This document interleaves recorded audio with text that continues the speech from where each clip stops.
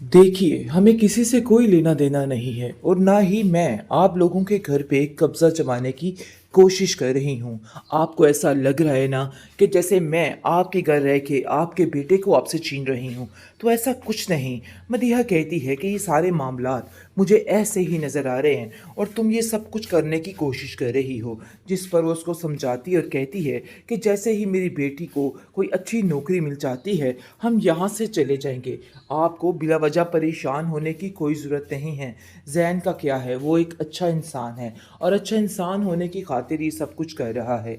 लेकिन वो ये नहीं जानता है कि आप लोग किस कदर संगदिल हैं और आप लोगों के दिल में क्या-क्या वसवसे चल रहे हैं। इन वसवसों को ख़त्म करने के लिए हमारा यहाँ से जाना ही ज़रूरी है। वो ज़ैन से भी ये बात कर देती है, लेकिन ज़ैन उसको समझाने की कोशिश करता है, कहता है कि आप किस किस्म की बातें कर रही हैं। आपको बिला वजह इन बातों से परेशान होने की कोई ज़रूरत नहीं है। मैं आपके साथ खड़ा हुआ हूँ, इसलिए इन बातों की टेंशन मत लें, क्योंकि अब जो कुछ होगा वो बहुत बेहतर होगा। इसलिए आपको परेशान होने की कोई ज़रूरत नहीं है।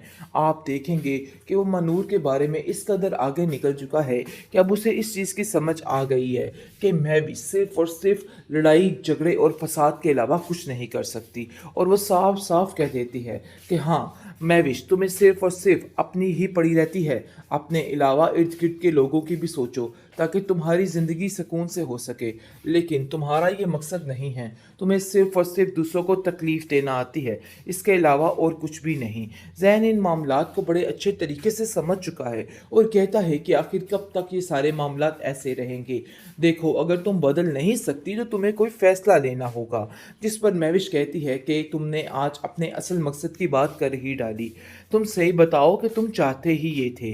ये जानबूझकर इस तरह की हरकतें करके क्या फ़ायदा है और क्या साबित करना चाहते हो कि मैं गलत थी?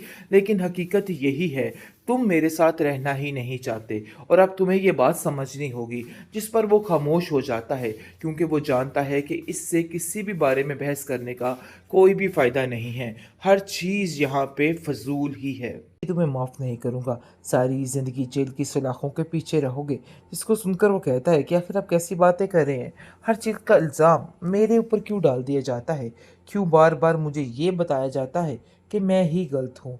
जिस पर उसकी माँ कहती है कि मुझे तो समझ नहीं आ रही कि आप अपनी बेटी को कुछ क्यों नहीं कहते? आप जानते तो हैं कि वो मानूर से किस कदर हसद और जलन करती है, जिसकी वजह से वो उसके साथ कुछ भी करवा सकती है। तो इसलिए बेहतर यही है कि दानिश को छोड़कर ज़रा अपनी बेटी महविश पे भी ध्यान दिया जाए। कहीं ऐसा ना हो कि उसी ने ही ये सारी गेम चलवाई हो, क्योंकि मुझे पता है कि दानिश ये सब कुछ नहीं कर सकता और ना ही वो ऐसा कुछ करेगा। लेकिन इस बात का यकीन है उसको कि अब जाकर जो कुछ होगा बहुत बेहतर होगा। लेकिन ज़ैन इस चीज़ का वादा कर लेता है और कहता है कि अगर वो ना मिली तो मैं कुछ भी नहीं करूँगा, मतलब ये अपनी ज़िंदगी को आगे बढ़ावा नहीं दूँगा।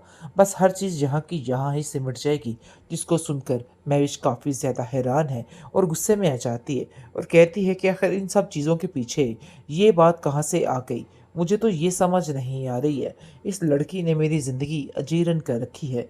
कुछ ना कुछ ऐसा कर देती है जिसकी वजह से मामलात काफ़ी ख़राब हो जाते हैं। मैं अब इन सब चीज़ों को बर्दाश्त नहीं करूँगी। बस ये बात तो तय है कि अब उस लड़की को तुम्हें छोड़ना ही होगा।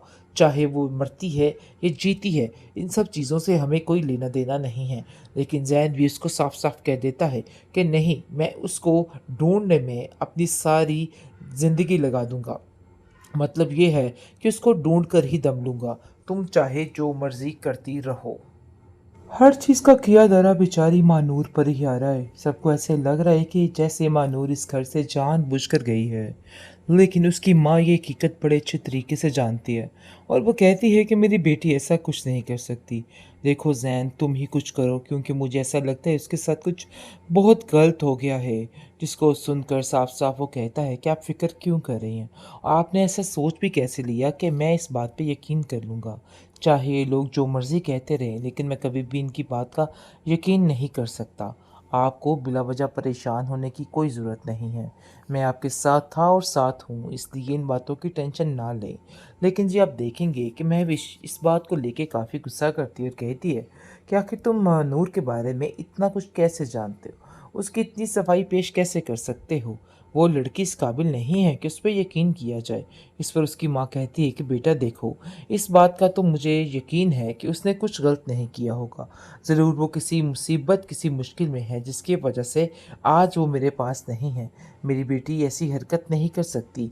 वो इन हालातों से अच्छे तरीके से वाकिफ़ थी कि उसके साथ, उसकी माँ के साथ इसके बाद क्या होगा। लेकिन जी आप देखेंगे कि मनूर की इन सारी चीज़ों को सब नज़रअंदाज कर रहे हैं और आज आकर सिर्फ़ और सिर्फ़ उसको ज़लील करने की कोशिश कर रहे हैं।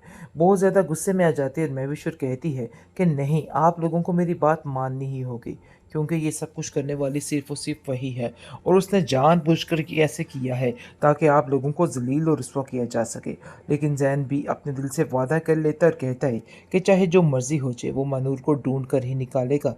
अब उसे कोई फ़र्क नहीं पड़ता उसके बारे में कोई भी कुछ सोचता है, क्योंकि वो जान चुका है कि मनूर को बचाना उसका ही मकसद है। लेकिन जी आप देखेंगे कि उसका बाप जो है महविश का, वो कहता है कि मुझे तो समझ नहीं आ रही है कि आखिर वो लड़की गई तो गई कहाँ? उसको शक अपने बेटे पे होता है और वो साफ-साफ कह देता है कि देखो, अगर तुम इन मामलात में निकले ना, तो मैं तुम्हें कभी माफ़ नहीं करूँगा। तो क्योंकि वो जान ही नहीं सकता कि ये सब कुछ करने वाली महविश भी हो सकती है। महविश का अंधा एतबार जो है उसको बिल्कुल पागल कर रहा है। लेकिन जी आप देखेंगे कि साफ-साफ वो वार्न कर देता है अपने बेटे को और कहता है कि अगर कुछ ऐसा किया हुआ तो मैं सारी ज़िंदगी तुम्हें माफ़ नहीं करूँगा। सारी ज़िंदगी जेल की सलाखों के पीछे रहोगे। जिसको सुनकर वो कहता है कि आखिर आप कैसी बातें कर रहे हैं? हर चीज़ का इल्ज़ाम मेरे ऊपर क्यों डाल दिया जाता है? क्यों बार-बार मुझे ये बताया जाता है कि मैं ही गलत हूँ? जिस पर उसकी माँ कहती है कि मुझे तो समझ नहीं आ रही कि आप अपनी बेटी को कुछ क्यों नहीं कहते।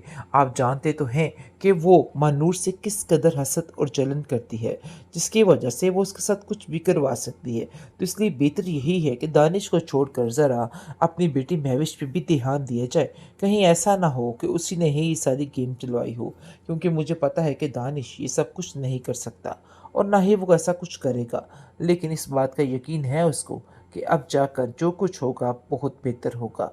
लेकिन ज़ैन इस चीज़ का वादा कर लेता है और कहता है कि अगर वो ना मिली तो मैं कुछ भी नहीं करूँगा, मतलब ये अपनी ज़िंदगी को आगे बढ़ावा नहीं दूँगा।